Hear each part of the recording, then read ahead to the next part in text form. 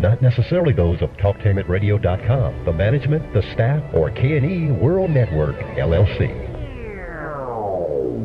Live call-in talk shows. Dial 1-877-932-9766 and join the conversation here on TalkTainmentRadio.com. This is The Compensatory Concept with Mr. Neely Fuller, heard exclusively on TalkTainmentRadio.com, the world's greatest radio. Radio, the way it should be heard. And now, Mr. Neely Fuller. If you do not understand white supremacy, which is racism, what it is and how it works, everything else that you understand will only confuse you, only confuse you, only confuse you. Hello, TalkTainmentRadio.com. We go where you go on the world's greatest radio. You're in touch with the compensatory concept with Mr. Neely Fuller Jr., and I am your co-host, Mr. Bobby, as I'm trying to find the camera that I'm supposed to be looking into with all these lights in front of me that I cannot see. We're on YouTube TV, which I will give you the address, and we have to have lights, and I can't see. But anyway, this is radio, the way it should be heard.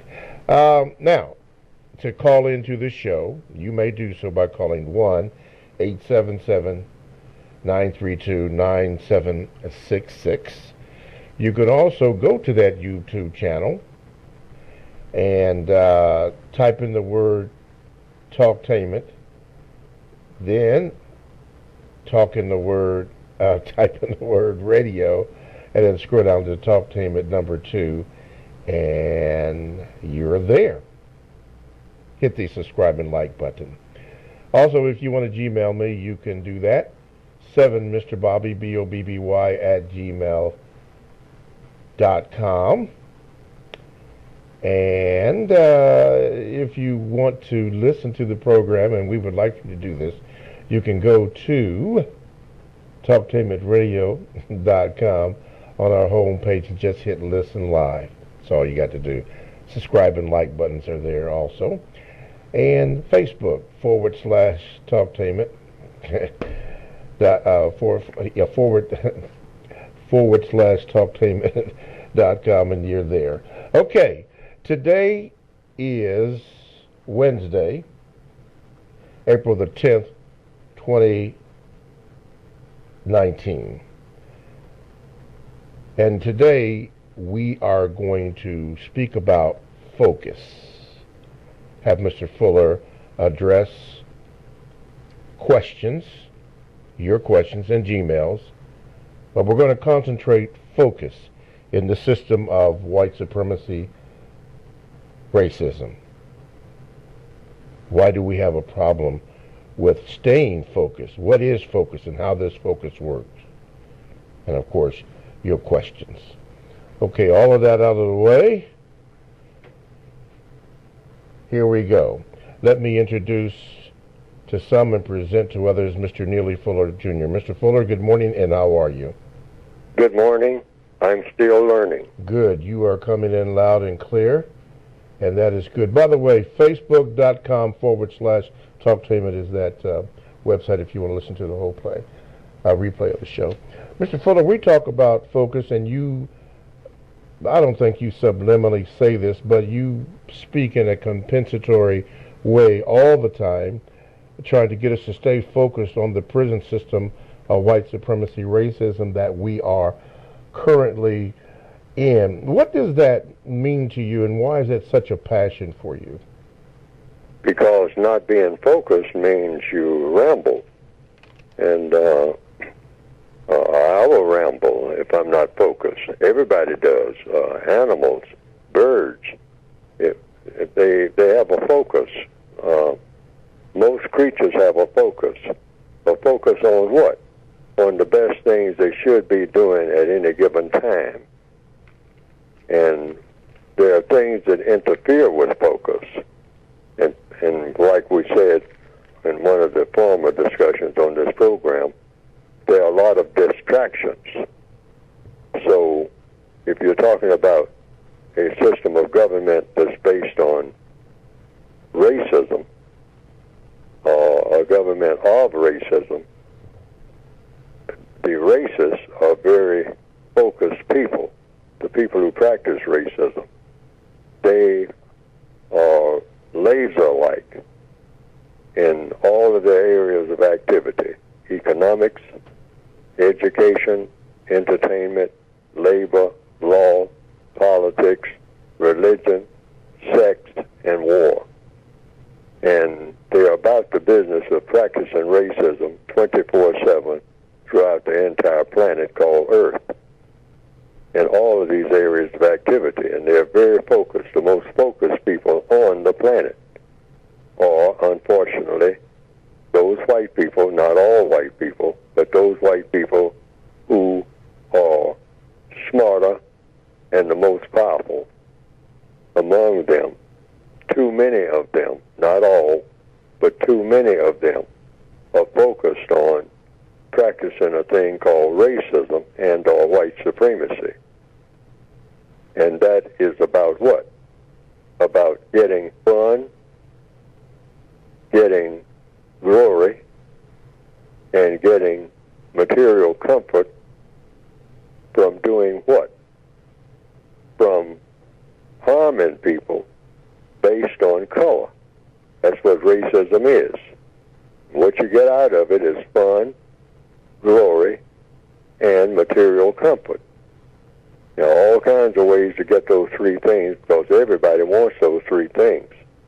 But the racist people that believe in racism and or white supremacy believe in getting those three things by dominating and mistreating people who they classify as people of color and are non-white, black, brown, red, yellow, anybody who is classified as non-white, that they classify as non-white.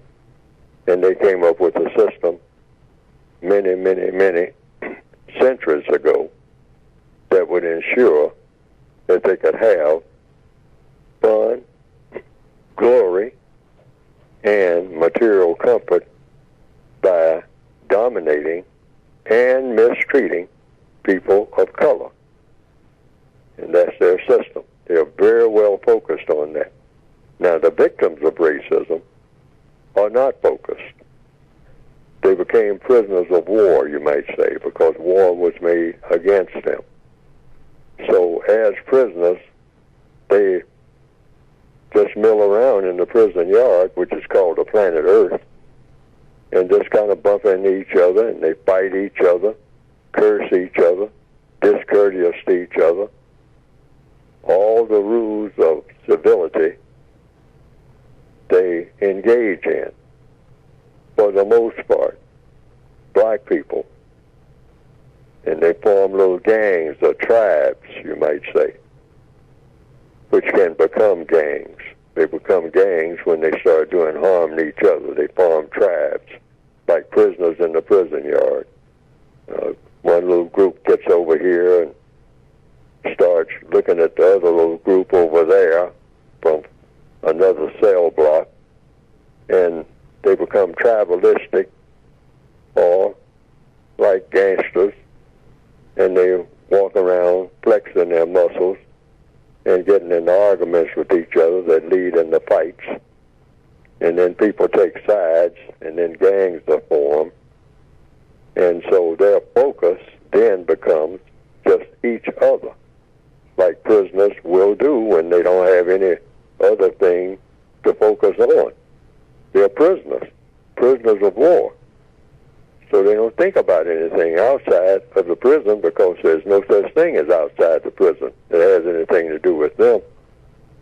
So they concentrate on each other and doing little small things with each other, small things against each other, and the small things that they do against each other escalates into big things that they do against each other.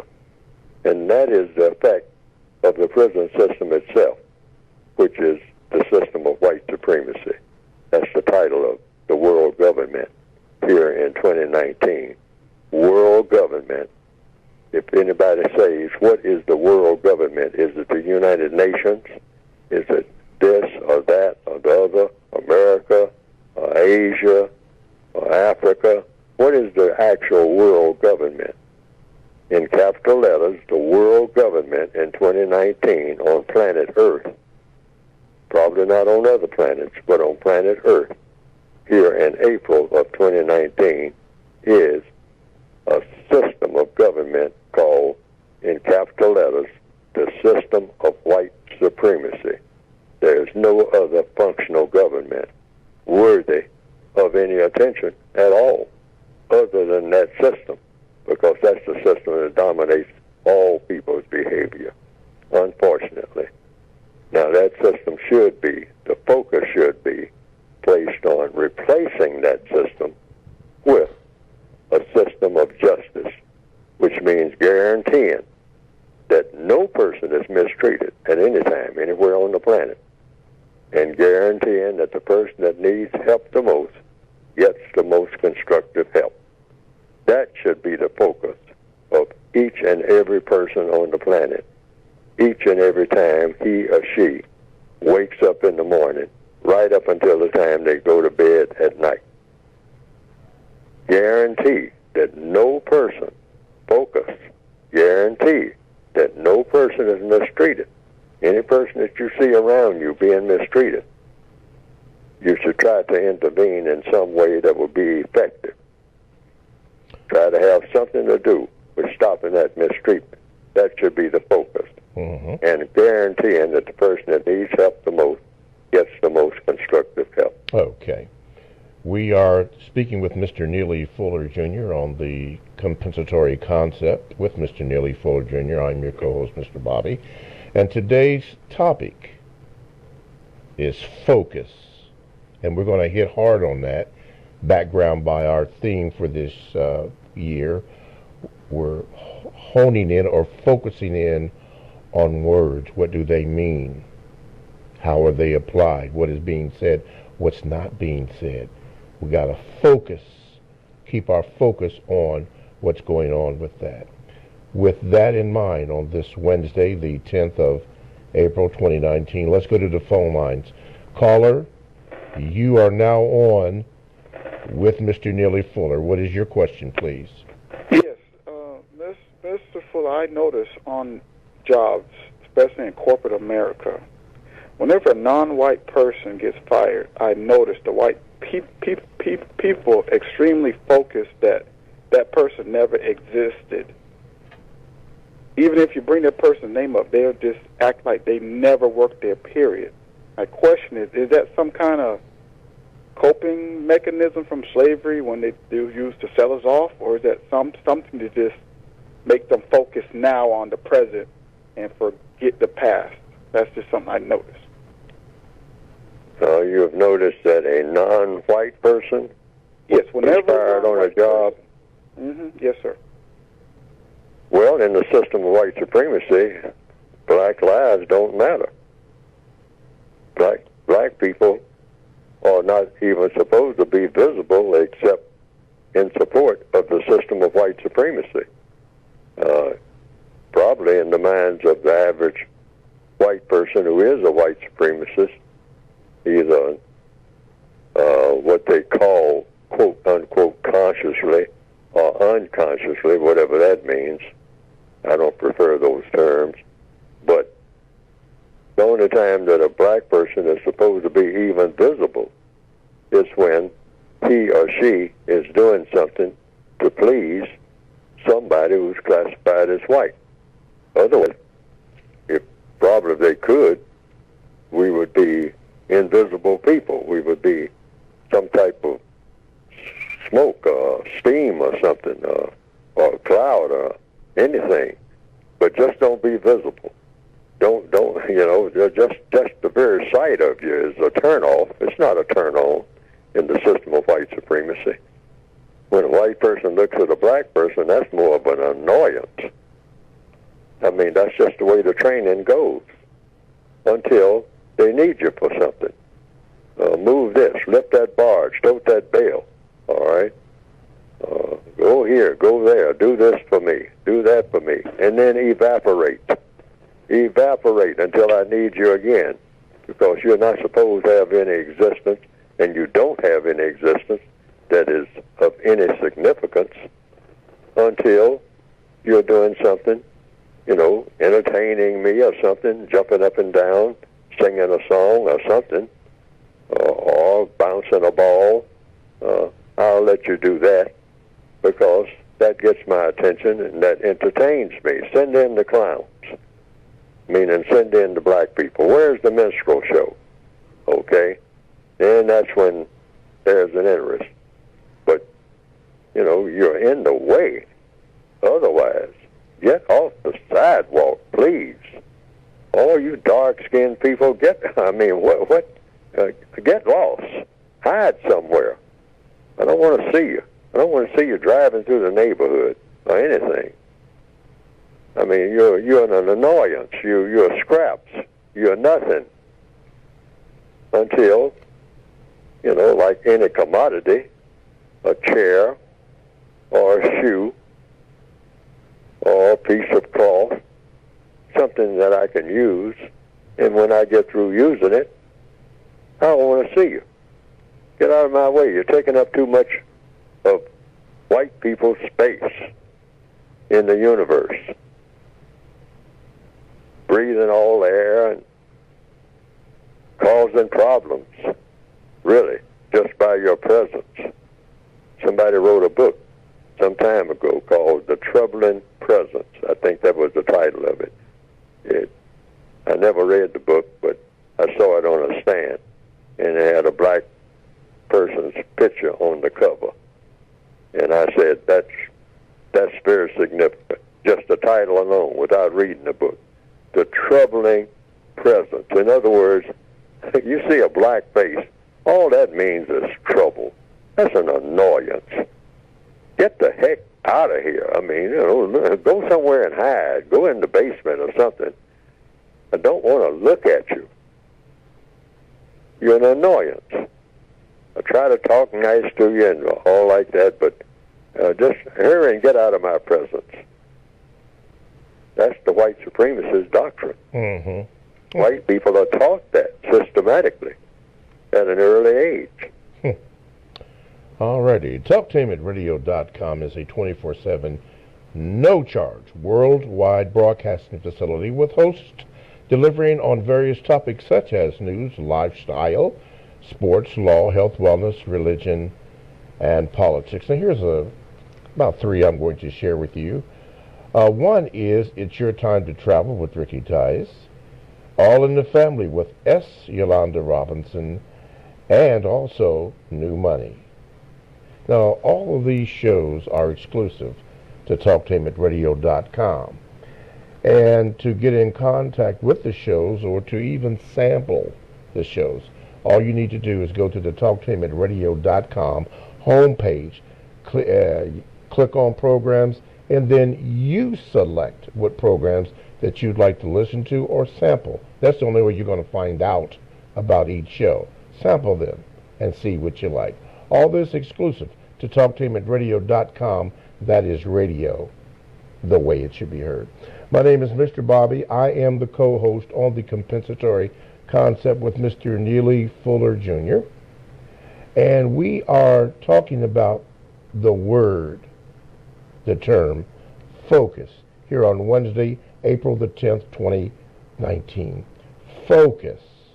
We have to stay focused. Focus in the system of white supremacy, racism. You need to know what focus is and how focus works so that we can stay focused on what we must do. And let's go to the Gmail. To get in contact with the show, call 1-877-932-9766, or you can Gmail me at the numeral 7, Mr. Bobby, B-O-B-B-Y, at gmail.com. This comes from Marcel, and it says here, the refinement stage of white supremacy. Mr. Fuller, when did white supremacy stop being overt and enter its refinement stage? Also, Mr. Fuller, whatever happened to the extermination man? I miss his segments. They were always very interesting. And one more thing. I noticed on ProduceJustice.org there is an option to use a coupon. Is it possible, Mr. Fuller, you could tell us that coupon code on the air, and I'll try to save as much money as possible? I wasn't aware, Mr. Fuller, that there was a coupon code, and I wasn't aware that it was producejustice.org.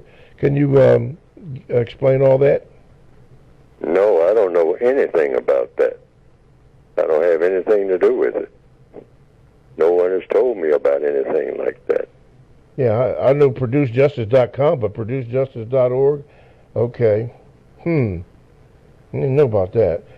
And as far as the extermination man in Chicago, I know he's from Chicago, but I don't know where he is or why he stopped calling. But if you're out there, extermination man, people are wanting you to call in. But the question she did ask he asked, was when did white supremacy stop being overt and enter into its refinement stage? The refinement stage comes and goes with each individual, and it just has to do with how many individuals in any particular place. Now, in some places in the world, the refinement stage is very prevalent. It's not overt at all. In fact, black people in some parts of the world will say racism. Oh, that we had that a long time ago, but we don't have anything like that around here now. It doesn't exist. I mean, we hear that there are some problems in some other places, but not here. So that means that white supremacists are very refined in covering it up in that particular place. That's all that means. And that's the refinement stage. But in other places, there's many white supremacists are saying, hey, the refinement stage calls for too much acting. We have to act like we are, embracing these people, these dark-skinned people. And it calls for too much acting, and since it's artificial, I'm tired of acting. So I'm saying, let's go back to the old ways. Just push them off the sidewalk, tell them to get to the other side of town, shoot them, beat them up, tell them we really don't care for them like we really feel. In other words, just express your real feelings. And stop trying to pacify them and placate them and be friends with them. And it's just too much stress and strain. Okay. On page 330 of the Compensatory Counter-Racist Codified Word Guide, where it says refined racism, would that be this also a refinement stage? Or could it be substituted as that, or is it that? Page 330, right in the middle. You've written the word guide? Yes, sir. In the word guide, you've written refined racism. Yes, whatever the definition is, on page 330. Yes, you start off with, use this term to apply to the ultimate and most sophisticated form of white supremacy and to those forms of white supremacy that usually have many of the following or similar characteristics and or results. Then you listed about 5 or 6 of them right here. Page 330? Sure. Yeah. Right. That's what it is. Refined racism. It says use this term to apply to the ultimate and most sophisticated forms of white supremacy and to those forms of white supremacy that usually have many of the following or similar characteristics or results. And then it gives a list of those result characteristics. Yeah, I like that first one you have. You like that first? Yeah, non-white person being deceived, or then you have in print. That's what the refinement stage is meant to do. And this is what they use mostly. See, the white supremacists have 2 methods of practicing white supremacy. Deception, that's indirect violence, and direct violence, meaning shooting you down, cursing you, calling your name, the N-word, and calling you a kafir and coon and all those type words and whatnot. That's direct. That's not refined at all. Mm-hmm. That's letting you know exactly what they think about you. So in most places throughout the world now, and it has been for some time, they try to stay in the refined mode, meaning pat you on the back, give you an award, shake your hand. I mean, say that they're being all-inclusive, integrate. They got all kind of terms for it. But if the person is a racist, then the person is just doing this as a facade. In other words, it's being phony. But why? Because they have found that it's easier to handle people when you deceive them than it is to curse them out all day. Mm-hmm. See, all you're going to do is make them angry if you're cursing them all day and pushing them around, slapping them on the head, kicking them. Well, all you're doing is building up anger, and a person who is angry is going to make more problems than a person who's grinning and laughing, and you got them, doing what you want them to do while they're grinning and laughing. Right. Okay? Mm-hmm. So that's the refined state. Right. So the system of white supremacy goes through those 4 stages, and the refined stage is the ideal stage. The ideal stage. And I like that 5th one you have down here where it says non-white people speaking and or acting as if the destructive things that happen every day as the result of the system of white supremacy, racism, are not only so-called, and you quoted this, normal, end of quote, and or, then you quoted this, acceptable, end of quote, but often desirable. Wow. Yes, for those who have the book on, that's page 330. Yes, sir. And 331. Yes, sir. Of the Compensatory Counter-Racist Codified Word Guide. And I had quite a bit to say. You sure about did. That. Right.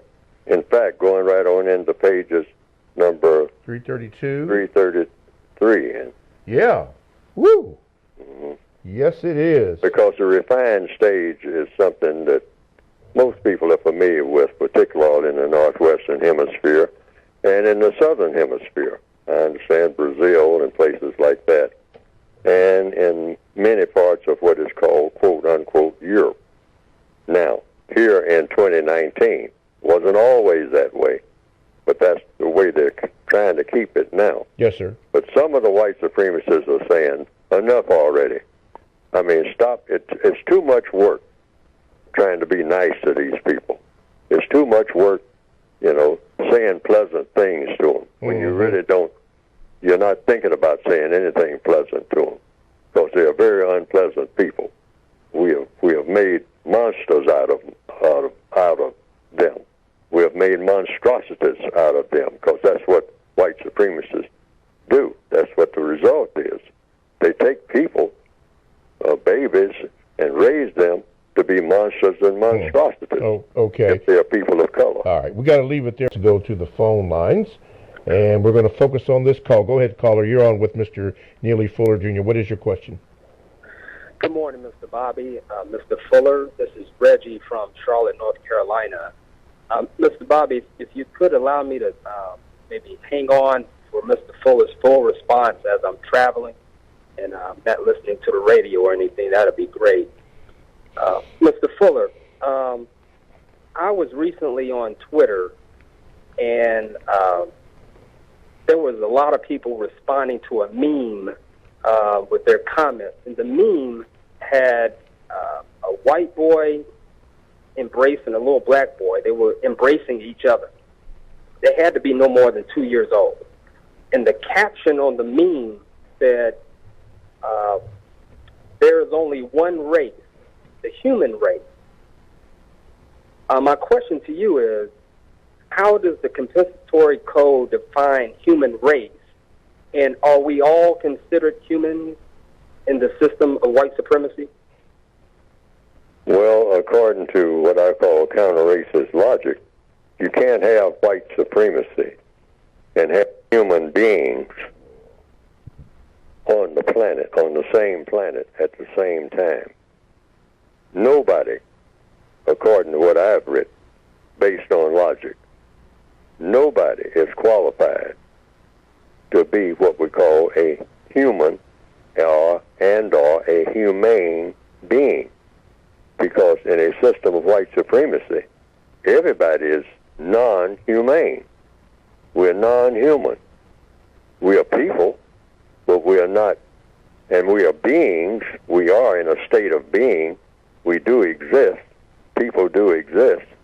But we are not human people, meaning we are not humane people, meaning we mistreat each other, all of us, because in a system of white supremacy, mistreatment is an absolute must. You must mistreat people. This is why black people are more about mistreatment than anybody under the system of white supremacy, and they try to make us even more about mistreating each other than they mistreat us. They try to get us to even top them at mistreatment, because that's what slave masters do. And the system of white supremacy is a system of slavery.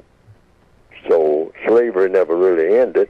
So you don't have human beings or humanity. Nowhere on the planet do you have that. Why?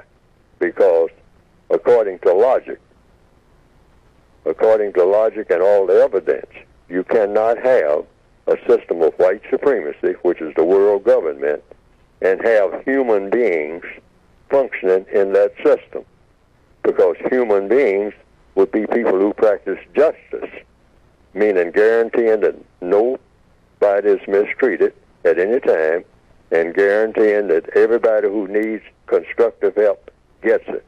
You don't have justice anywhere on planet Earth, mostly because of the government called, in capital letters, the system of white supremacy. Therefore, human beings do not exist in the system of white supremacy. The white supremacists will not allow that, period. Okay. All righty. Thank you, Reggie from North Carolina, very much. Okay, Mr. Fuller. Let's see here. Let's go to the Gmails. This comes from Anita. She says this. Mr. Fuller, I know that all non-white people are subject to the mistreatment of the racist white supremacist. However, when Mr. Fuller, when you point out the bad behaviors of black people, and you use the analogy that all non-white people are prisoners of war and are in the slave system under the system of racism, white supremacy, how do the other non-white people's behavior compare? Other than all non-white people being victims, can you, Mr. Fuller, name some behaviors that other non-white people have that would title them as victims of racism, white supremacy? Oh, well, non-white people, if I understand the question, all non-white people are subject to the system of white supremacy. That's the purpose of white supremacy. And the purpose of white supremacy is to mistreat their victims, and also to teach their victims to mistreat each other. Just like keeping the prison system in mind. A warden of a prison, if he wants it to be, he or she wants it to be a smooth running prison, will keep the attention of the prisoners on each other. Therefore, non-white people spend a lot of time paying attention to each other. And when they pay attention to each other, the tendency is, since we feel helpless under the system of white supremacy, to look for someone weaker than ourselves as individuals. So that's why black people just roam the streets in every city looking for another black person to say something about, or to say something against, or to criticize, or to shoot at. or to kill. We do that. We're on automatic doing that.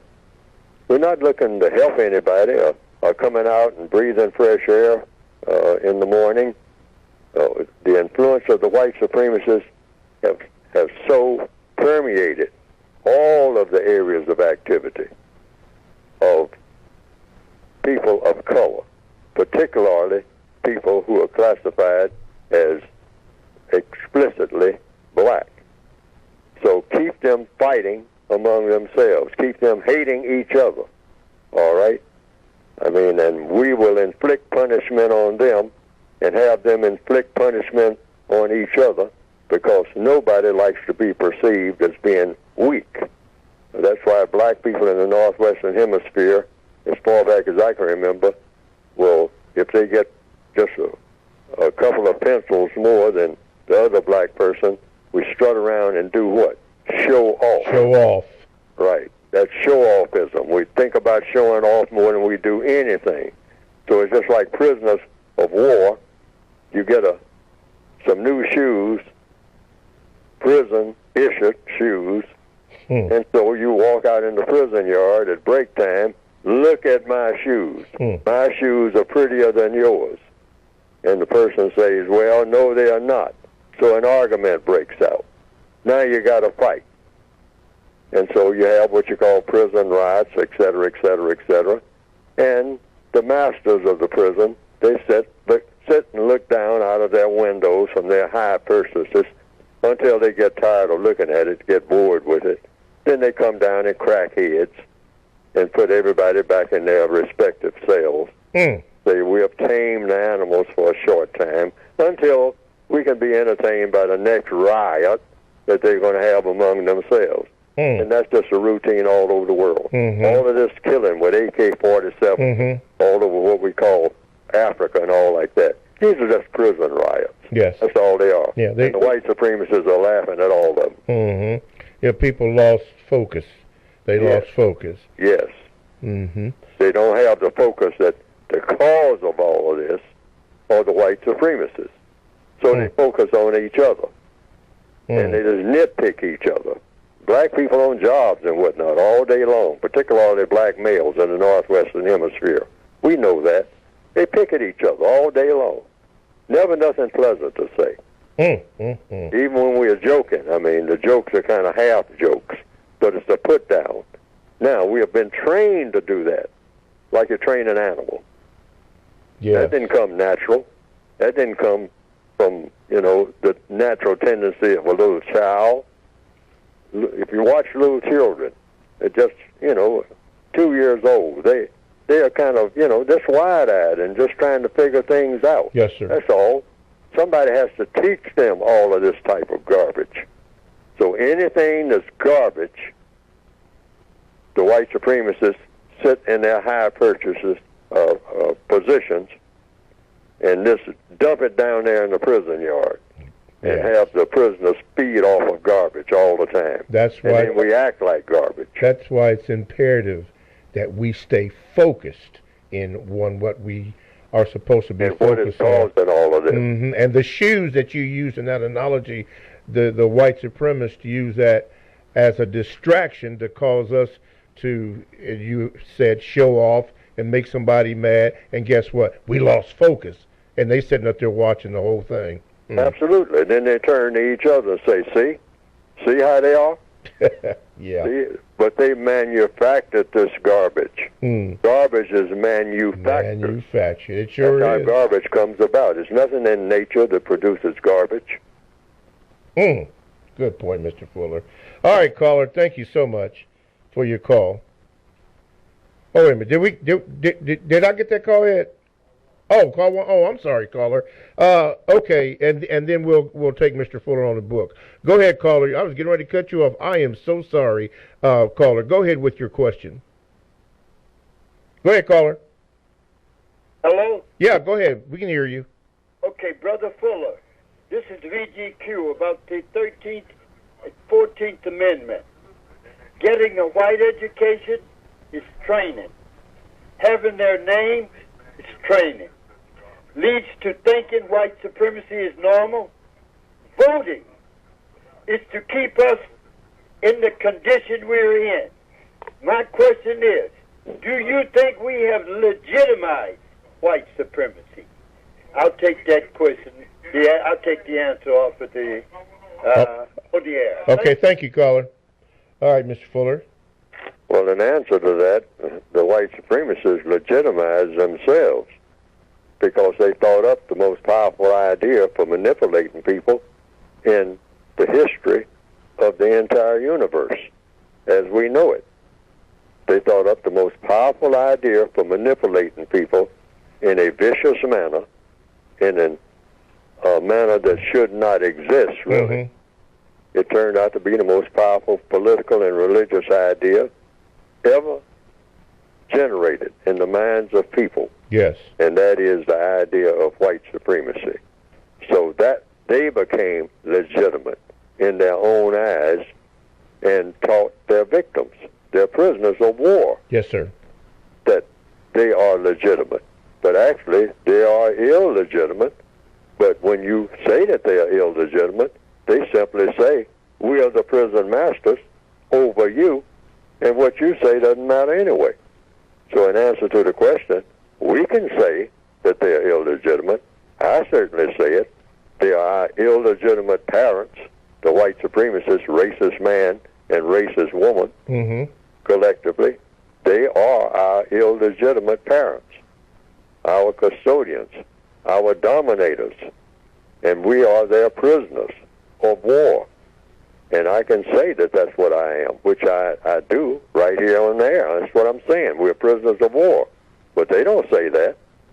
They say that you're illegitimate by saying that. And then they proceed, if they want to back it up by saying, if you keep talking, I'll show you how legitimate I am. Watch out now.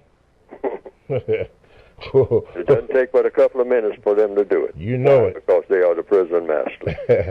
Alrighty. TalkTameAtRadio.com. We go where you go. Download the TalkTameAtRadio.com app to your cell or to your tablet. That is radio the way it should be heard.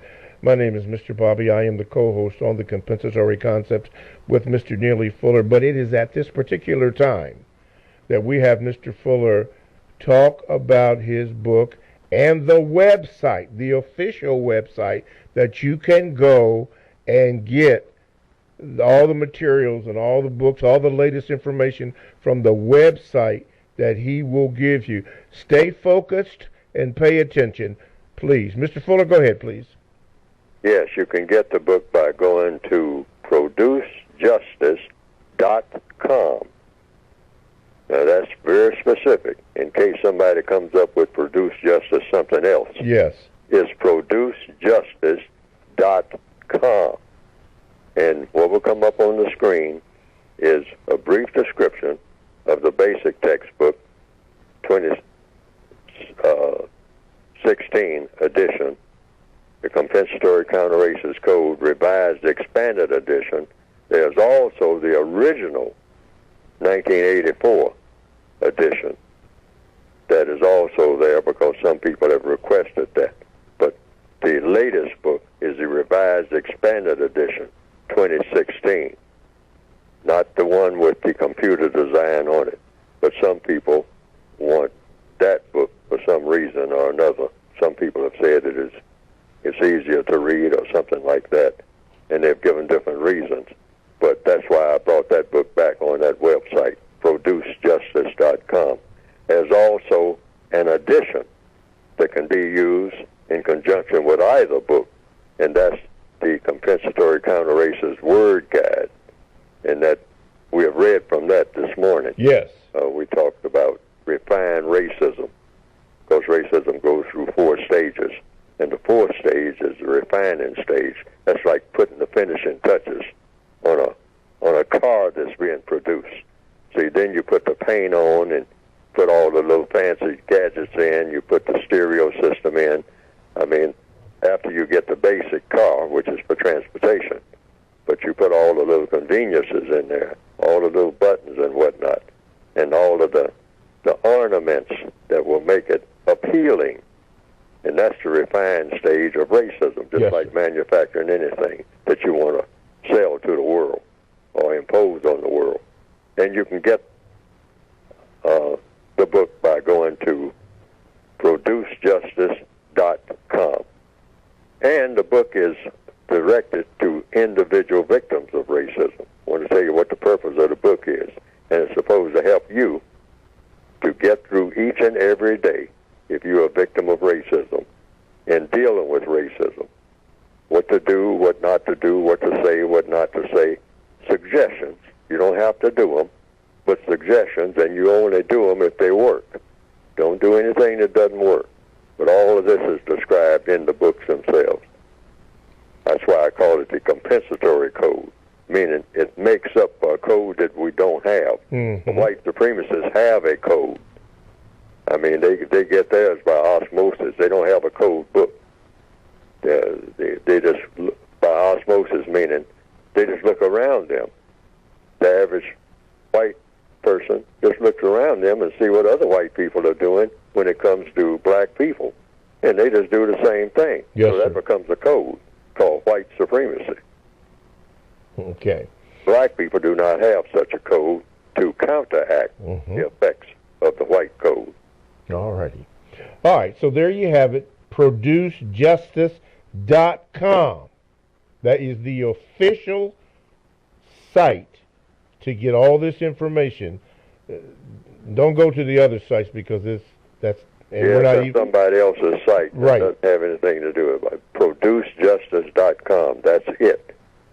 And anything else is suspect. All right. Thank you for clearing that up. So now you've heard that. Quickly before we end the hour, let's go to the phone lines. Go ahead, caller. Quickly, you're on with Mr. Fuller.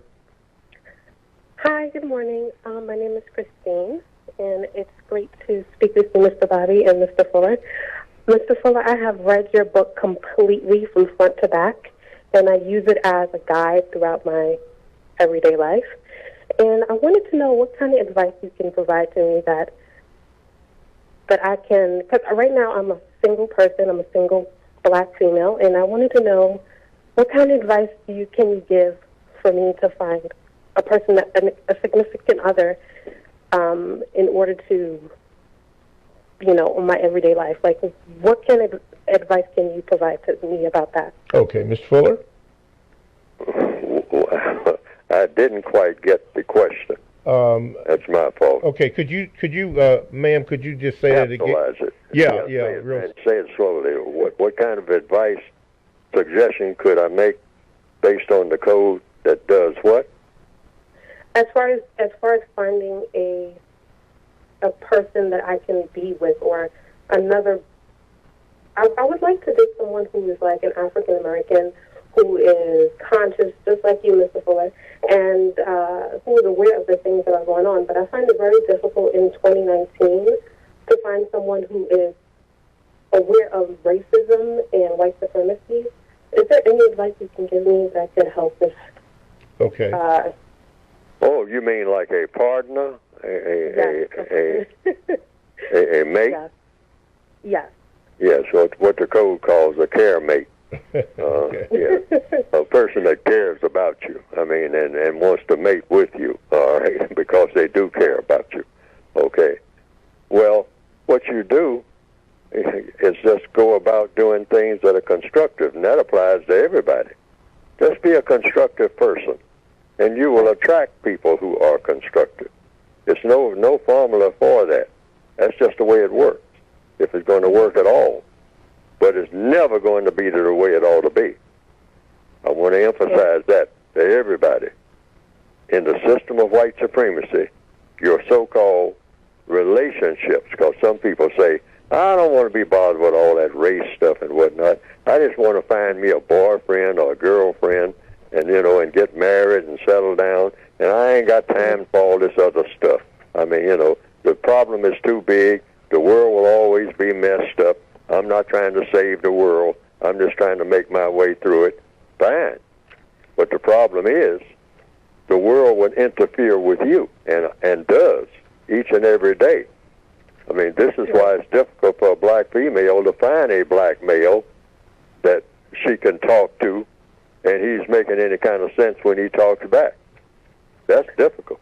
Why? Because he's not trying to make any sense, because he's given up on making sense. Because he has concluded that nothing in the world makes sense. So why bother with anything? Why be responsible for anything? Why try to do anything that makes sense? Okay, we're going to have to cut that there. But what is that, Mr. Fuller? You said to ask questions, also those 200 questions or whatever they were? Yes. If you do, yes, it's a bunch. In the textbook for victims of white supremacy, I have a number of questions. Well over 100. Yes. Okay. Right. All right, sweetie. Thank you so much. Should be asked and answered by both people before you do what? Before you have that first act of sexual intercourse. That's the criteria. All right, you got to leave it there. Thank you for calling, caller. TalkTimeRadio.com, the world's greatest radio the way it should be heard. Thanks for listening, and stay tuned for the second hour.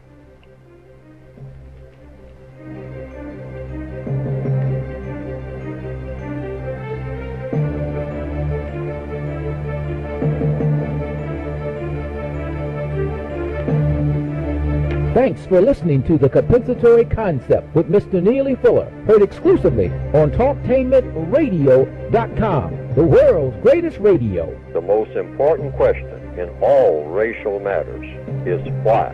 One should always ask it. Radio, the way it should be heard.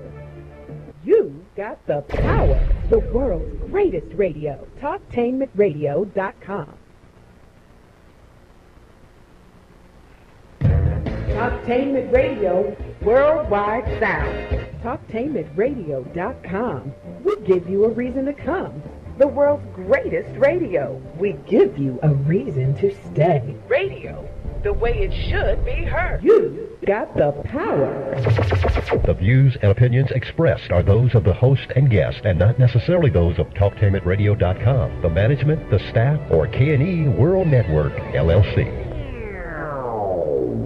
Live call-in talk show. Dial 1-877-932-9766 and join the conversation here on TalkTimeRadio.com. This is The Compensatory Concept with Mr. Neely Fuller, heard exclusively on TalkTainmentRadio.com, the world's greatest radio. Radio, the way it should be heard. And now, Mr. Neely Fuller. If you do not understand white supremacy, which is racism, what it is and how it works, everything else that you understand will only confuse you. Only confuse you. Only confuse you. Welcome to the second hour of the Compensatory Concept with Mr. Neely Fuller Jr. on TalkTainmentRadio.com. We go where you go, the world's greatest radio. You are now in touch with the Compensatory Concept. My name is Mr. Bobby. I am the co-host, and this is Radio the Way It Should Be Heard. Our topic today is the word focus. We are studying and involving ourselves and focusing in on words and what they mean, and how we interpret them, what is really being said. So we have to have laser sharp focus so that we don't get distracted into other areas, and then we lose our focus and we're easily taken advantage of. Mr. Fuller has been explaining that in the first hour. You can get the replay on that and find out what he had to say. Some very, very good points. Call in is 1-877-932-9766, or you could Gmail me at the numeral 7, Mr. Bobby, BOBBY @gmail.com. Okay, let's see here. Mr. Fuller, before we go on, are you familiar with the now I'm talking about reparations here. Some of the Gmails that I've received this week address that, or wanted me to address that, and also Nipsey Hussle, and then the Area 9 of war, maximum emergency compensation action. They wanted me to hit that because there was some confusion on that. But have you ever heard of the Compensated Emancipation Act of 1862 that was in the District of Columbia? Emancipation Act? The Compensated Emancipation Act of 1862 in the District of Columbia, signed by President Lincoln. I never heard of it. Okay, this was an act, a bill signed by Lincoln on April the 16th, 1862, amid ongoing congressional debate over an emancipation plan for border states. The act, which set aside $1 million, immediately emancipated slaves in Washington, D.C., giving, listen to this, Mr. Fuller, giving Union slaveholders up to $300 per slave. Now, that's something that the slave owners got compensated, but the slaves didn't, unless, this was the addendum to that, if they left the country. Wow. That was just really, really something. I was going to ask you, how did you feel about that, but you said you didn't know about that. But that's called the Compensated Emancipation Act of 1862, and it is on record that this happened. Wow. Okay. All right, let's do this here. This is this comes from Jay on the Gmails. It says this: Dear Mr. Fuller, when folks keep saying you, Mr. Fuller, said yes, someone should kill themselves if they kill someone else, even in self-defense.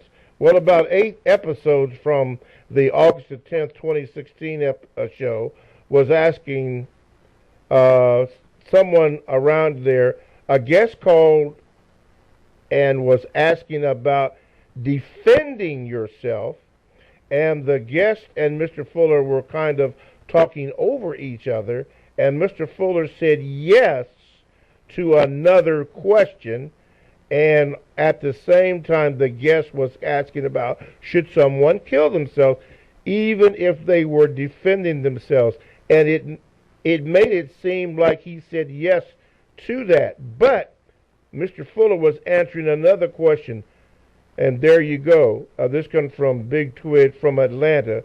I guess, I don't remember the show, but on that particular episode that this Gmailer is referring to was about, you were speaking about a little bit about the maximum emergency compensation, and this person was trying to not be confused on that.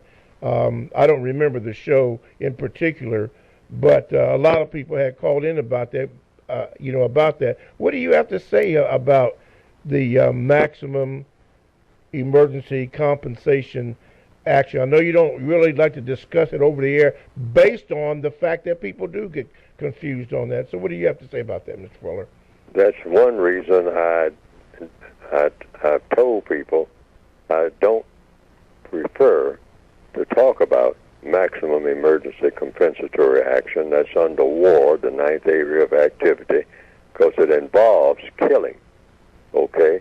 And it's very, very, very specific, very specific, very, very, very specific of what maximum emergency compensatory action is and what it isn't.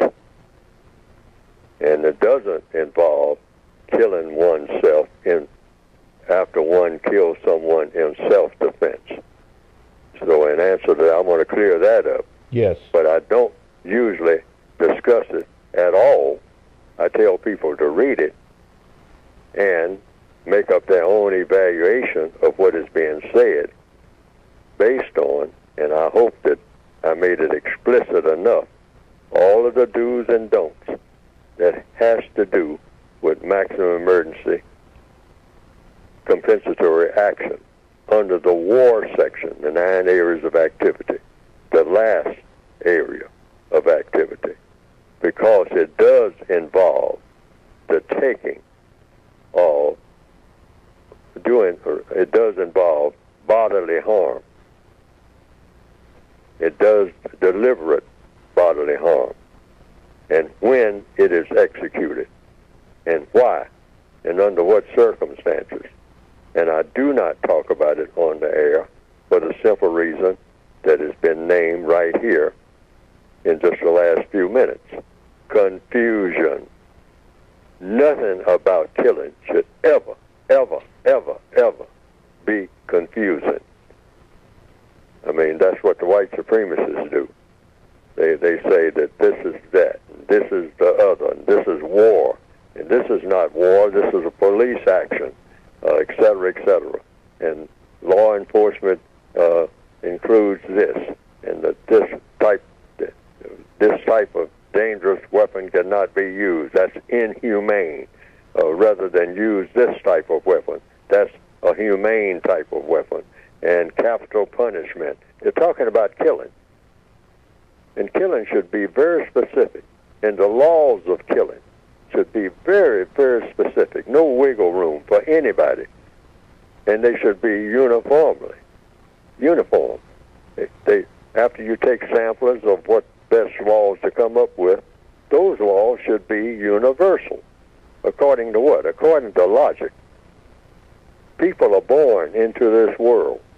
Anytime anybody leaves this world by somebody else's hand, that should be very specific and should be very universal.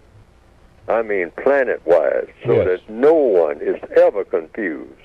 There are people that commit murder, and then they talk to a lawyer every day like they're doing right now as we speak, and they say, okay, in this particular place, in this particular time, I'm not familiar with the laws here. I'm just passing through, but I killed this guy, because I got mad at him. Now, what are the laws here? It shouldn't be in what are the laws here. It should be understood worldwide what happens when you do something like that, and it should apply to everybody. Why? Because of the laws of justice, that's why. I don't care what kind of society you're in. Killing is killing. Whether it's in so-called a war or whatever. You even have what they call war crimes. Well, if you're going to put it in that context, what does the textbook say about that? Well, white supremacy itself is a war crime. Yes, it is. The whole system of government is a war crime. Mm-hmm. And each white supremacist is automatically a criminal. According to what? Logic. See, when you start talking about crimes, you're based on logic. And definitely when you start talking about killing, anything dealing with killing should be well thought out. It shouldn't be made a sport, like it's what the white supremacists have made of it, which is why black people get guns and run around killing each other, shooting up and down the street. Why? Because they have been taught that killing people is fun. Like a safari. It's a sport. Yes. Safaris. That's all they are. And you have a lot of black safaris going on. All right? In every city. It's people finding any reason to kill somebody. And then saying, I'm sorry I did it. At least I'm going to tell you I'm sorry. And have some mercy on me when you catch me. Well, you didn't give any. You didn't give any. Now, where's the logic in that? You're going to ask for something that you're not willing to give? Think about it, homeboy. All right? That nonsense should stop. I mean, and there should be laws, and in the textbook for victims of white supremacy, in both the area of law, the fifth area of activity, and in the laws of war, everything dealing with killing, and the perspective from the compensatory, logical view, is right here in the textbook for victims of white supremacy. The ninth area. And I don't like to talk about it on the air because it does involve death making. Okay. Either in self-defense or when you deliberately go out and kill someone. Under what circumstances do you do it? And that has to be very specific. Yes, there has to be no guesswork in that. Yes. None. Zero. All right. So now you heard it. I don't know how many times Mr. Fuller has said that and repeatedly said that. We got to stay focused on that. He does not want to discuss or does not like to discuss the ninth area of war, in particular maximum emergency compensation action. Now you heard him say that, and if you have to play it over again, play it over again. Anyway, that's a good answer. Let's go to the Gmails here. This comes from Daryl. Okay, Daryl, here I go. And matter of fact, Mr. Fuller, there's been a lot of talk about the death of Nipsey Hussle. A lot of confusion going on, and we know the usual suspects are suspected of being involved in this. But anyway, he writes this: the late Nipsey Hussle was taken out because he didn't live in fear. He lived in the hood and worked to build it up from being a hood to a functional black community. He spoke against the effeminization of black men and cited Dr. Welsing's work, who he got hip to from a few individuals who also follow your work, Mr. Fuller. So who knows, he may have been followed some of what you say as well. And speaking of you and Dr. Welsing, you two and you were all comfortable in speaking unpopular truths and didn't worry about the consequences. Same with King and Malcolm. But our folk fear being ostracized or taken out for fighting against the system of white supremacy or just working on behalf of their own people. I think it's why many of them still ain't put the code into practice for fear of what the backlash may be if they openly question a suspected white supremacist. So what do you say, Mr. Fuller, to these folks in the community who seem frozen by fear and who choose to play it safe 24/7 instead of getting in the game and trying to make progress? Thank you. Oh, if you're talking about fear, what does the code say about that? Everybody has fear of something, including Neely Fuller. And if you ask Neely Fuller, like some people have asked me, are you afraid of the white supremacists, Fuller? And the answer is yes. But I try to use an intelligent fear. But fear is normal. Fear serves a purpose. It warns you that something might happen that you don't want to happen. That's what fear is for. Fear is put into the universe by the creator of the universe. Animals know when to fold them and run. And people are the same way. Fuller is no exception. So I haven't reached the level of fear yet where it has traumatized me that I stopped doing what I'm doing. Now, the white supremacists are very shrewd at what they do. They are business people. So I have come to the conclusion they look at people like Neely Fuller and say, well, first of all, he's old. And second, his message doesn't appeal to young people who are the most active people, who are the people who are likely to do something according to what he's saying. They are busy, just doing what black people traditionally do. They're not interested in the race problem except when it affects them personally on a one-on-one basis. So we just won't pay any attention to him. He'll be dead shortly anyway. See, now that's my assessment of why the racists haven't approached me in any way, or simply just swatted me away, which they might do at any time, which they can do. It's nothing to do. You're the master of a prison, and you got prisoners milling around in the prison yard. You know where they get their food, this prisoner. You know where the cell is that you assigned them to. That prison isn't any place that you didn't assign them. So they can get you anytime. The prison master can just, as anybody know anything about a death camp, which is what a lot of prisons are, the prison master just takes his pistol and line everybody up and walks down the line and says, who is Henry Jones here? Henry Jones. You're here because you're in my prison, anywhere on this planet. and you're black. So Henry Jones, step forward. So Neely Fuller, step forward. So I step forward. And he walks up and he says, Fuller, we don't like some of the things you've been doing in my prison. So this is your last day. And he takes out the pistol and shoots me right there in the head in front of everybody. He ain't hiding. He don't have to hide. Who's going to beat him? He's the prison master. That's all he's got to do. So getting back to the person that you're talking about, the rapper, yes, it is my suspicion that the white supremacist says, now here's a person who is influencing a lot of people or has the potential for taking hip-hop in another direction, and that direction being the way it started off with some of the original rappers like Chuck D and people like that.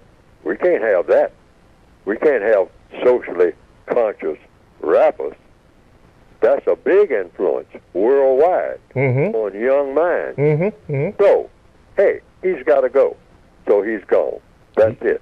But an old dude like Neely Fuller, people like Frances Wilson, I mean, well, Wilson, I mean, well, she's been out here a long time. It's time for her to go, maybe, I don't know. But if Neely Fuller starts getting a wide audience, he's going to. Ain't nobody can stop it. Yep. And nobody can. So you take that all in stride. Yes, sir. If I wind up dead under mysterious circumstances, and all circumstances where black people die are mysterious. Yes, sir. Okay.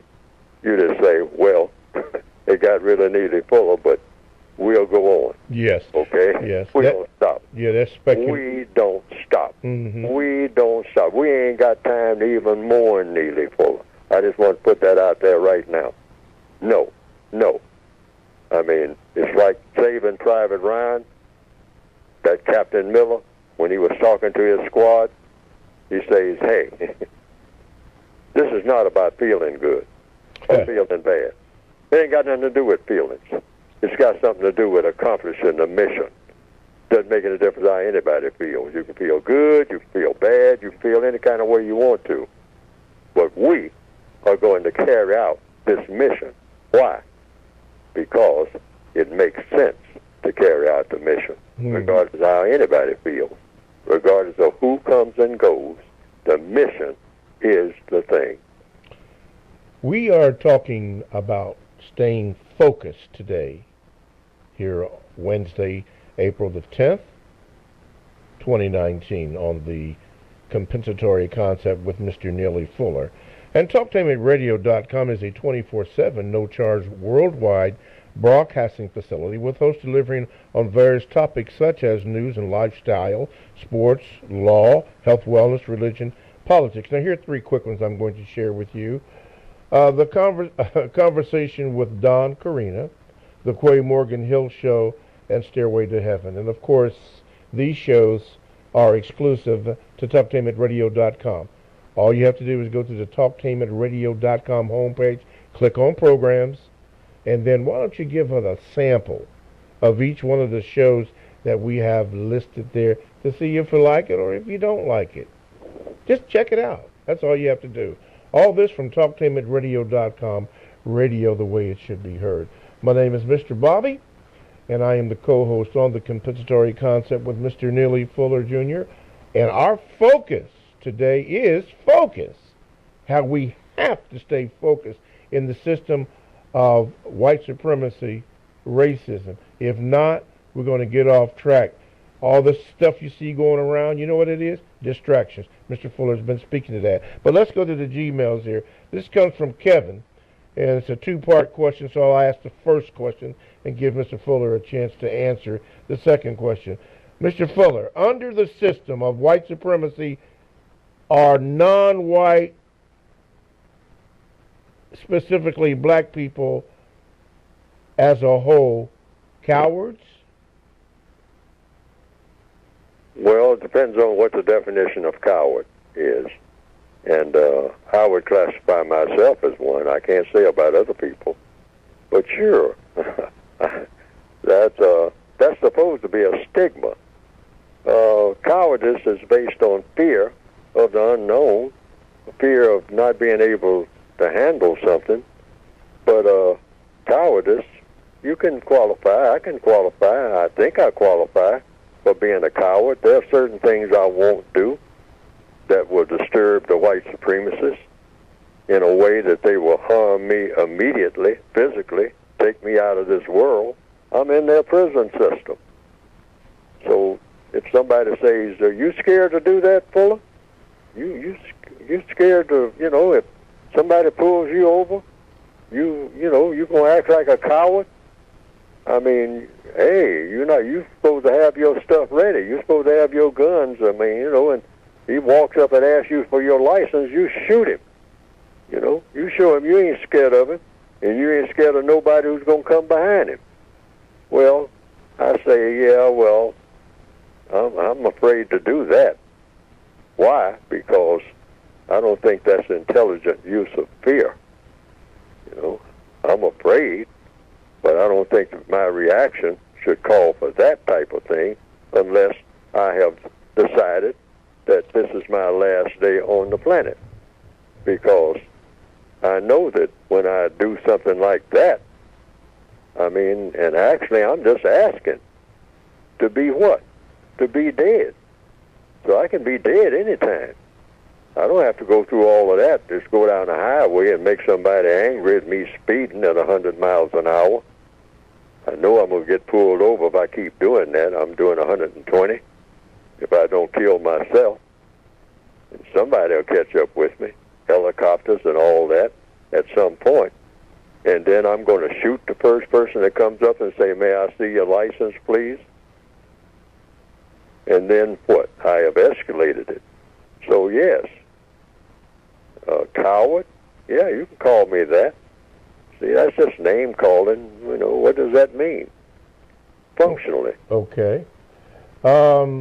Before you answer his second question, listening to you speak, and we are speaking on being focused, I'm going to ask you before I read his second question. In a focused scenario, Mr. Fuller, would it be logical for a non-white person to use fear as a weapon against a person who is or could be classified as a racist? To use fear?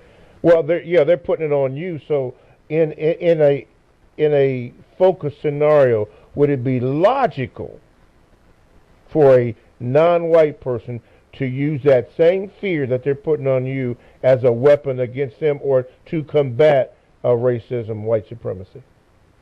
Well, it depends on what the fear, if you want to use the word fear, you're really talking about how do you react to however you are feeling, because fear is a feeling. So codification is about just doing the logical thing. Okay. And that's why I wrote a code. So getting back to that feeling thing, fear is a feeling. See, but I'm saying, okay, you can have fear, and then, but what is your action going to be? That's the main thing. Okay. Not the fear, but the action. Okay. Is the action going to be effective? Okay. And so that's what a code is for. You always do the thing, a code, if it deserves the name code, should be something that works. Okay. When you do it, it works. Okay. Now he's saying on his second question, Mr. Fuller, please speak on black people and the reluctance to read under racism, white supremacy. Is this conditioning, laziness, or both? And thank you. Is the condition of the reaction. He says, please speak on black people and the reluctance to read under racism, white supremacy. Is this conditioning, laziness, or both? Could be. Could be. There's an old adage, and everybody's just about heard it by now. A lot of people have anyway, and that is what? If you want to hide something, black person, put it in a book. If you want to hide money or anything, put it in a book. That black person will not pick up that book.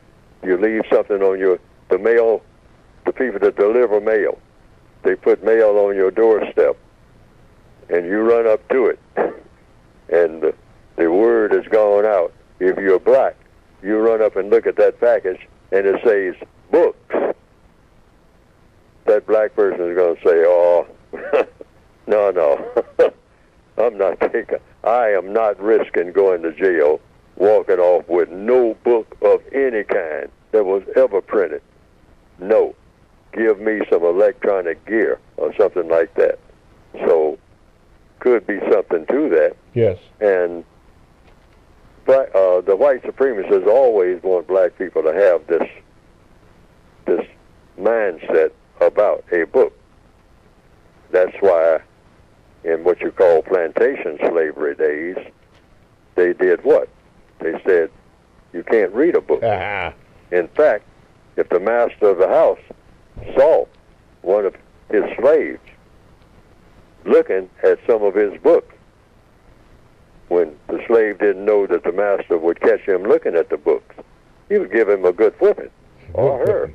Got to leave it there. Mr. Fuller, would you like to finish that thought? You were talking about blacks and so-called slave days were being beaten for reading books and so forth. Hello? I'll just say hello. Yeah, okay. Yeah, I can hear you now. Go ahead. Just a few more remarks. Yes, reading can be laborious. That's why I tried to write the code book in such a way that I tell people in the book itself, in the introductory remarks, just pick up the book and turn to any page. That's how you start. That's the best way to do it, rather than try to find time to sit down and go through the whole book. In this day and time, particularly in the Northwestern Hemisphere, that's not going to work very well for most people anyway. So just pick up the book and sample something. Just turn to any page and read what's on that page and see if you get something out of it. And just do that for quite a period of time. Sometimes I read books like that. Particularly, I have a favorite way of reading a number of books, books of quotes, nothing but quotes. I kind of have a tendency to have an appeal, rather. I gravitate toward books that have quotes in them. Nothing but quotes from different people. And just turn to any page and pick up something and think about what I just read. Just one sentence or one paragraph. And think about it. And you get a lot out of that. I find that works for a lot of people. Yes, sir. In fact, I have a quote section in the basic book, the 2016 edition, in the back of the book, of nothing but my quotes. Just sound bites, you might call them, in this day and time. So reading is laborious for most time. People are busy. They just don't have time to read. Television helps. A lot of people say they don't look at television. I look at a lot of television because you're supposed to keep up on what people are doing even if you don't agree with it. You're in the world. You're in this prison yard. Things happen in the prison yard. You want to be aware of things that are going on around you. You can't insulate or isolate yourself from it. There's no way to hide. There's no place to go. A prison is a prison. And the white supremacists always know where you are, and they pretty well know what you're doing. Yeah. Right. All righty. Let's get to the phone lines. Caller, you are now on with Mr. Fuller. What is your question? Hi, can I be heard? Yes, I hear you. Oh, okay. Mr. Fuller, I wanted to ask you about animals under the system of white supremacy. Some people, like PETA, they wrote a whole article about how animals are also under the system of white supremacy.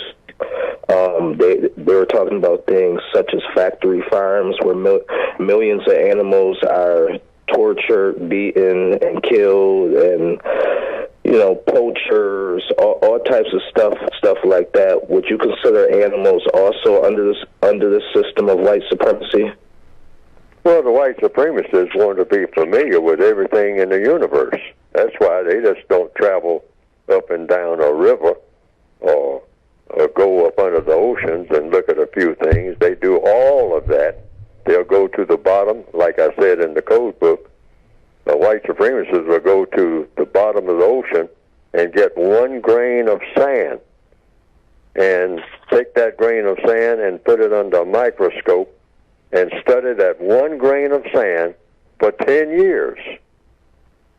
And so somebody like me would walk past and say, "Hey, Brian, what are you doing?" And he'll say, "I'm looking through this microscope at this grain of sand." I say, what are you looking at a grain of sand for?" And he'll say, "Because it's there." See, now, if he's a white supremacist, Brian, or whatever his name is, that's the way he thinks.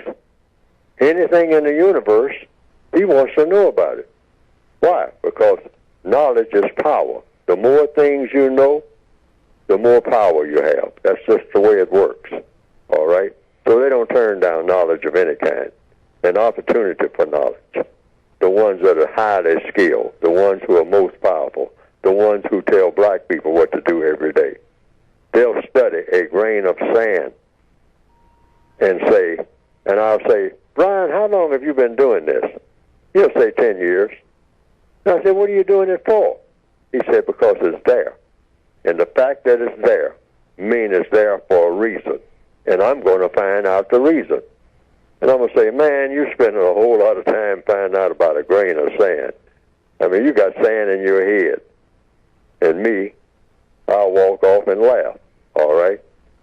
But this is the person who tells me what to do, or his grandchildren, because they think that way, all right?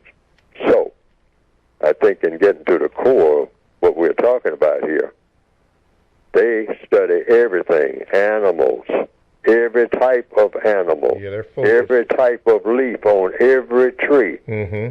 I see trees all the time. I don't know one tree from another. Every now and then I'll spot one and I'll say, "Well, that looks like a redwood." Okay, but I'm not too sure of that. But there are a lot of people, usually white, who spend huge amounts of time being able to name not only the trees, but every leaf on each tree, and why one leaf is bigger than the other. Because they're focused. One tree. Why? Because one leaf is bigger than the other on that tree. Mm-hmm. Now, people like that, people who think that way, will always be more powerful than people who don't. Yes, yes. And being focused and being focused. Yes, is their being key. Being able to burn midnight oil studying 1 grain of sand. All right. TalkTameAtRadio.com. We go where you go. Download the TalkTameAtRadio.com app to your cell or to your tablet. That is radio the way it should be heard. It is 45 minutes past the hour of 10 o'clock in the Eastern time zone of the concept called the United States of America. But it is at this time that we designate Mr. Fuller to talk about his book. Now, stay focused on the information that he's going to give you, and in particular, the web address that you can get his book. Please. Mr. Fuller, go ahead, please. Go to producejustice.com. That's producejustice.com. Not produce justice something else. Producejustice.com. Just those words. Producejustice.com. And what that will lead you to is a screen that will show the books. The Compensatory Counter-Racist Basic Book, 1984 edition, that's the original. But there is a revised expanded edition, 2016, updated edition, revised and expanded. It includes most of the material, almost all of it, that's in the original 1984 edition, the one that has the computer design on it. But the 2016 edition has updated material, a lot more material, and it also includes what was in the 1984 edition. The book is designed to help a person who is a victim of white supremacy. If you don't consider yourself a victim of racism in any form or fashion, in any area of activity, then the book is not for you. It's a waste of your time, I guess, unless you want to get rid of racism, including a white person. But white people won't need to read the book, in my opinion, because white people got some idea already about how racism works. And if they want to get rid of it and make it a priority, the average white person can figure that out in about 15 minutes. No more than that. The average white person who is serious about getting rid of racism, they're right in the middle of it. They most likely have practiced it or are practicing racism, so they know what to do to get rid of it. Just stop doing a lot of the things that they're doing and start doing things that have to do with replacing racism with justice. Because all they have to do is just center on the idea of justice, really. They don't even have to study anything about racism. Just study, justice. Guarantee that no person is mistreated, and guarantee that the person that needs help the most gets the most constructive help each and every day. That's what every black person should be doing. That's what every person should be doing on the planet. So that's what the book is basically about. But the book is addressed to individuals. That's why I wrote the book, because I needed something for the individual. What does the individual do each and every day? I mean, I went to meetings, and I'm looking for the leaders to tell me what to do and all like that. And usually that wore off because I didn't know what to do every day, each and every minute of each and every day. How do I handle this? How do I handle that? Because there are problems each and every day. So I tried to write a book, a code, you might say, that will address those problems. Because everything is about problem solving, just those two words. Most people will say that they have problems. There's a reason why you have problems. So under the system of white supremacy, if you're classified as non-white, you have problems, whether you recognize them or not. Mm-hmm. And the white supremacists have brought about these problems, or aggravated problems that were already there. So the book is designed to tell you what to do about it on a day-to-day basis. What to do, what to say. What to not do, what to not say in various circumstances. Okay. Go to producejustice.com. All right, let's go to the Gmails. This is from Brother Thompson. He says he has two quick questions, Mr. Fuller. Number one, Mr. Fuller is against the phony wars of white supremacy to steal land and resources from people of color. So why do you, Mr. Fuller, like to watch war movies so much? Oh, because you learn. You see, black people are not going to learn much of anything by studying each other, which is what we do each and every day. Black people pay more attention to other black people than they pay attention to birds, bees, flowers, trees, buildings going up all around them, all around us. Buildings are being built. Do we actually walk down the street and say, what is that building going to be about? And what are all those people going in and out of that building? What do they do when they go into that building? I've never been in that building. Do we actually do that? No. Tell the truth to yourself. Black people walk down the street, passing millions of people maybe, if there's that many on the street, and they look for another black person. Look for another black person in order to do what? Just to look at them and check them out and make a judgment about them, whether or not they are about something or about nothing. That's how we've been trained. That's how we've been We've trained. been trained to just keep our eyes watching other black people. So we can do what? Just no more than have some trivial gossip about them. I mean, just say something in our own minds, even if we're not talking to anybody. We check each other out, all right? And we pass the people who are running the world, sitting right next to them on a train or on an airplane.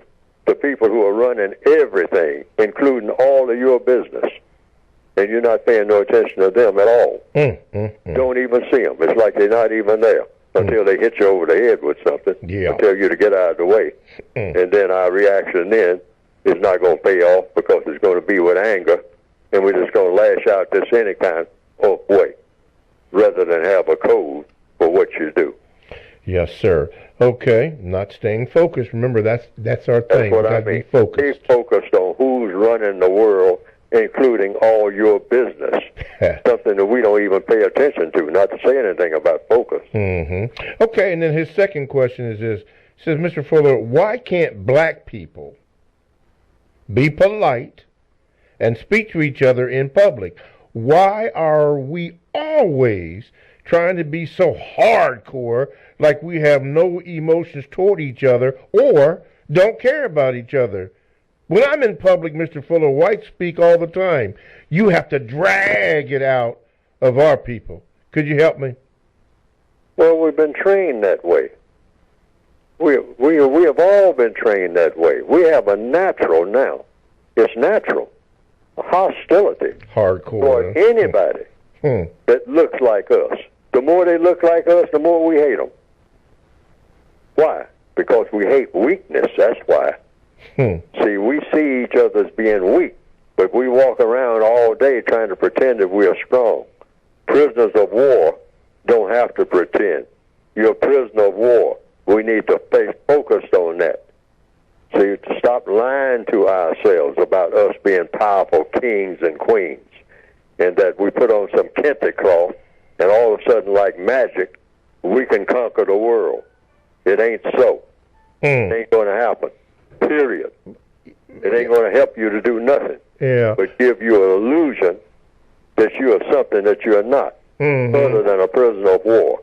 We have to actually scientifically study the system of white supremacy. It is and how it works. Yes. That reminds me of that movie that Richard Pryor and Gene, whatever his last name was in movie. But this one particular scene, you always say pay attention to movies, where they got actually thrown into prison. And Richard Pryor, when they got thrown in, they were scared, but they pretend like, yeah, that's right, we bad, I'm bad, trying to make themselves be something that they are not until they ran against somebody else who put the fear in them. That's right, we bad. Anybody know the name of that movie? I forgot the name of that. But when you were speaking, crazy. Yeah, that's it. That's it. Yeah. That's it. That's it. Stir crazy. Yeah. And everybody, most black people who saw that scene where Richard Pryor was walking into the prison, yeah, I'm bad. yeah, I'm bad. Anybody mess with me, I'm bad. See? And in answer to the caller's question, that is black people all over the world, walking among other black people. Yeah, I'm bad. Get out of the way. I'm bad. Yeah, I'm bad. If you're trying to wonder whether or not I'm bad or not, I'm bad. I will whoop you. I will whoop you, Negro. I will whoop you like you never been whooped before. I'll whoop you more than any white folks will ever whoop you. Yeah, I'm bad. And all over the northwestern hemisphere, that type of philosophy of life, that is black people, the black males' whole philosophy. He doesn't have any philosophy other than that. Yeah. That's the truth. Yeah, he was bad until he met that other that guy that was going to get into it. I didn't see the whole movie, but I saw that scene. Yeah. And it kind of played out. And the reason it is distinctive is because it's true. Yes, sir. See what I mean? Just like in Shawshank Redemption. Now, Andy Dufresne, the white man, the character in the movie. Yes, sir. He was the baddest person in that movie. All right, if you want to use that term bad, whatever that means. Yeah. Yet, he came across right from the beginning of being nothing. Yeah. All right? But he was what? that made him stand out. He was a thinker. He was focused, wasn't he? He used his mind, and he had focus. Yes, sir. I am not going to spend the rest of my days in here trying to hustle cigarettes and starting fights and trying to keep from being sodomized and sodomizing somebody else. That's not what I'm going to be about. I'm going to spend the rest of my days trying to get out of here. And since this institution is crooked from top to bottom, that crooked warden, on my way out, I'm going to bring him down. Yes. Okay? And I'm going to do it in such a way that his own, the people who are with him will bring him down. And even when he was raped, he did not lose focus. He did not lose focus. He did not give up. And even when he was put in solitary confinement, he said, I had music in my mind. And Red said, what? He said, what do you mean? You had music in your mind? He said, yeah, that's what kept me focused. You know, I was able to concentrate on something outside of being in solitary confinement. And he said, hey, what is that supposed to do? And then they use that word, what? Hope. Hope. H-O-P-E. He said, yeah, it gave me hope. And what did Red tell him? He said, hope is a dangerous thing. He said, you better get that out of your head. It's got no place for people in a prison. Say, hope will drive you crazy. But Andrew the Frame said, oh, no. Hope is the thing that will keep you sane. What little sanity you got that you have lost in here, like most of you all have. And so I have hope, and that gives me incentive. Hope meaning what? Get to that word we've been using in this program. Focus. Hope gives you what? Focus. All right, well. If you don't have any hope, you don't have any focus. Yeah, any focus. We have to leave it there. Thank you so much, Mr. Fuller. Thank you, callers. Focus is what our determination is. TalkTainmentRadio.com, the world's greatest radio the way it should be heard. We'll focus on next week. Thanks for listening. Thank you.